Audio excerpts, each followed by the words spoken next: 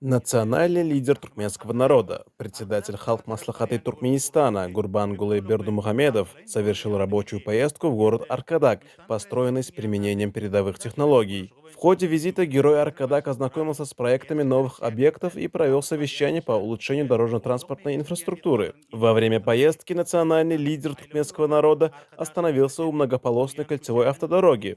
Здесь председатель Государственного комитета по строительству города Аркадак при президенте Туркменистана Оразов доложил о проводимых на территории города работах и оснащении запланированных к строительству объектов, в частности, о реконструкции улицы, проходящей от объездной дороги до города Аркадак, о разработанных проектах ее капитальной реконструкции.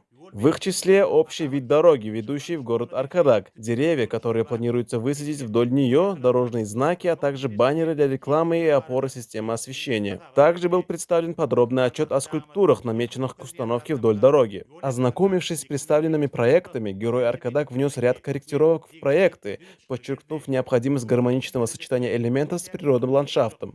Председатель Государственного комитета по строительству города Аркадага при президенте Туркменистана Оразов от имени всех жителей города Аркадаг и коневода страны обратился к герою Аркадагу с просьбой назвать дорогу проспектом Ахалтыка Атлары. Герой Аркадаг отметил, что данное предложение следует направить на рассмотрение Меджлиса Туркменистана, и если она будет им одобрена, то по поручению президента Сярдара Бердумухамедова будет подготовлен соответствующий документ и дал в этой связи соответствующие рекомендации. Герой Аркадак также отметил важность создания велосипедных и конных дорожек, а также установки скульптур халтикинских коней с информацией об их происхождении и достижениях. В городе герой Аркадак провел совещание по подготовке к четвертой годовщине благотворительного фонда помощи детям, обсудив план мероприятий и сотрудничество с международными организациями.